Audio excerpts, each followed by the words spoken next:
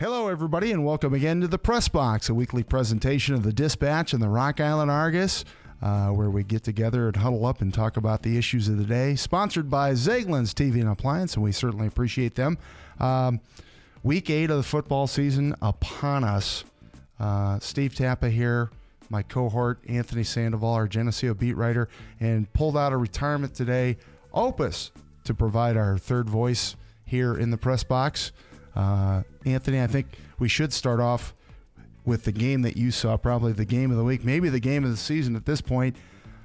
Geneseo and Sterling came down to a fourth quarter comeback that just came up short for Geneseo. Really, yeah, they came up just short, and that was after they came out flat. It didn't look like they came ready to play at all in that game. Quinn Singbush, leg injury, I think it was a hamstring ailing last week. That was a big thing because he didn't have nearly the explosiveness we're accustomed to seeing out of him. And they really keyed in on Hunzecker and Haxby, and teams have been doing that, and they haven't had any success the last couple weeks. It's all been Singbush, basically, and Singbush hurting last week, couldn't do anything and they made a nice run at it there late. I thought they could get the win, but they just had too little time there at the end after the onside kick. You know, and I think at this point it's all about what do you learn, what can you fix. You got 2 weeks before the playoffs start. Geneseo's got a kind of a tough finishing kick. You know, they got Ottawa and they got DeKalb that's starting to get some hoopla in the 6A state rankings. So what can they fix? What do they need to fix? What did they learn?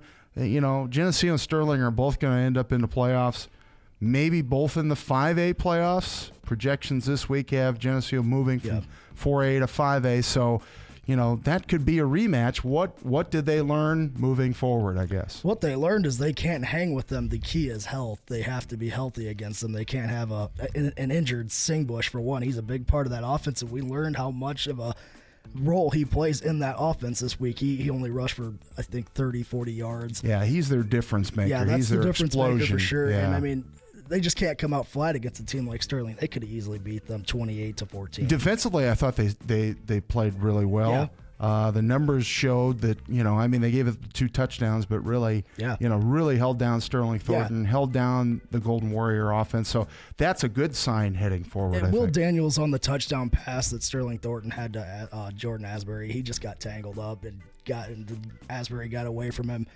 The run, just a 1 or 2 yard scramble, that's going to be easy for an offense like Sterling. Their defense is very impressive too. Yeah, I mean, you know, and as we talked about playoffs, and of course, playoff cubby there. Todd Meisner rocking the Cubs as well, beyond on the camera over there. It is playoff time. Big Six. Who the heck is going to make the playoffs out of that group?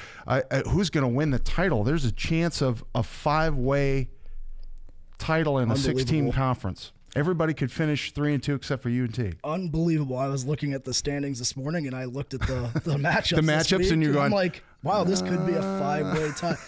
And easily so. I mean, Alleman could beat Rock Island. Sure. Moline's going to beat UT. I'm almost 100% pretty sure. I mean, Quincy's offense, if they have a good week and their defense holds up Galesburg enough, they can upset them, I guess, if you want to call that an upset. So a 5-way tie is very likely in the Big Six this year. Quincy was very impressive against UT. UT, of course, was impressive against Rocky. Yeah. That's a bad matchup for Rocky and a good matchup for UT. Yeah. UT, boy, that's a tough matchup against Moline, as you said. So Moline should get that win. Should. Of course, we thought that against Alleman, too, and Alleman came up and bit them, and so that sets up that 5-way scramble. So you could have a 5-way share and everybody basically needing the automatic berth to get in because, you know, I mean, that final week scramble is, you know, who's going to get in? I mean, if Rocky loses, they're 4-4 going to Ypsilanti, Michigan. Wow. That's a mouthful. Yeah. Who should be a pretty good team. Alleman, if they win, they're 4-4. They got Burbank St. Lawrence on the road final week. Moline, if they win, they're 4-4, and they get a team that's receiving votes in the state panel. Normal U High. So I mean, everybody needs that automatic conference berth. Yeah, Alleman this week, especially against Rock Island, a little more incentive because they lose. They're definitely not going to the postseason. Right. Moline, same way with UT. I think Alleman, obviously the tougher matchup with Rock Island, they're going to be coming out playing hard against them, trying to get into the postseason and perhaps a chance at that the tie for the Big Six title. We counted them out last year, and they came back and won a 3-way share and won the automatic berth. Now this team has plenty of skill, plenty of talent in that regard. So I wonder if they don't match up well with Rock Island's passing attack. Boy, that's going to be a great matchup. Intra-city rivalry, always fun. Moline, as we said, should be, an equal to UT. Yep. They're pretty much the same kind of team. A plow ahead. The game of the week for me is not even on our viewing. Yeah, it's Galesburg, Quincy. Yeah, that's going to be a good. Which Quincy team shows up? Which Galesburg team shows up? That's going to be a nice one to watch, and hopefully, we get a good little result out of that one. Couple other games we're covering this week have playoff implications as well. Erie Prophetstown is still getting a vote in the state rankings. They are projected as 20th right now in 3A, so they're safely in the playoffs. But that said, they're 4-3, and they finish with a road trip at Princeton this week, 7-0. And then they host Spring Valley Hall, which is 6-1 and state ranked as well. So not an easy finishing kick for Erie Prophetstown. That's going to be an interesting game. Can they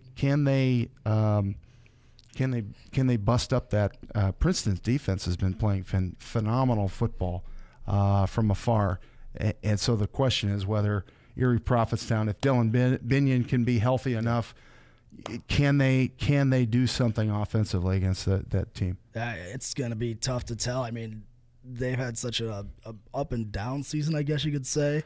Just kind of star-crossed. Yeah. I mean, you figure, they lost 2 games on last-second comebacks. Yeah. They lost another game when guys were injured, so tough call. Yeah, and I hope for our area's sake they do win out and make the playoffs, but that's a tough last 2 weeks for those guys. Oh, no doubt. And then, of course, Rockridge, Fulton. Rockridge has been rolling in games. They haven't played state-ranked foes.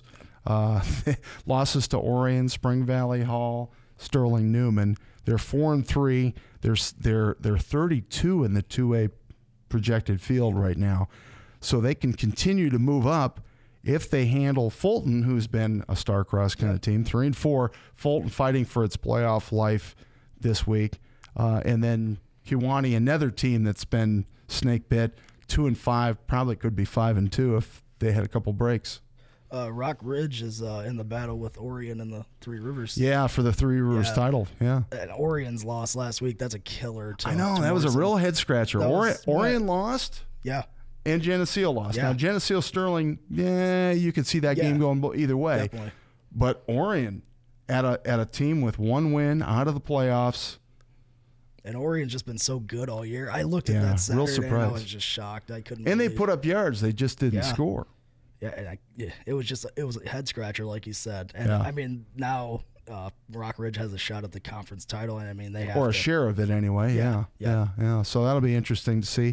And then of course another game we're covering, Anawan Weathersfield, Ridgewood. That should be an Anawan Weathersfield victory. Yeah. They need it to stay in the conference race with Stark County at 7-0. Stark County gets United this week. That's a big proving game for United going down to Stark County, 7-0 versus 6-1. Yep.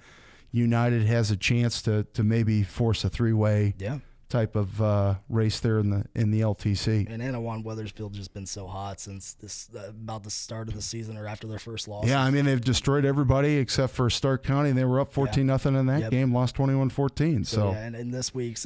I don't think it's going to be any different against Ridgewood. That's just a down team this year, it looks like. Yeah. A couple other teams fighting for playoff berths. Mid-County's 4-3. They finish at Princeville, and they host Anawan Weathersfield, so that's not a good finishing kick for Mid-County. Mercer County, 3-4. They've been in the playoffs 19 straight years. That streak is on the line. They've got West Central this week. They host them 0-7 West Central, so they should go to 4-4, and then they got to finish with United. Boy, that's going to be that's a real tough game to finish. That's a heck of a Week 9 game. Yeah. And then Monmouth Roseville also, and surprisingly, is hung around. They're 4-3, but they got the toughest part of their schedule coming. Yeah. They got a road trip to QND this week, which is state-ranked, powerhouse, traditional, and then Monticello, which is state-ranked 6-1. So that's going to be a tough finishing kick too. So we'll see how many teams we get in the playoffs. Yeah. This is a big week to see who hangs around. Next week's going to be the barn burner for a couple squads for sure. Yeah, definitely. No doubt. Opus, you got anything to say? All right. That sounds good. We appreciate you being here. We also appreciate you being here, and hopefully we get to see you at a ball game this week. If not, we'll see you back here next week on the Press Box.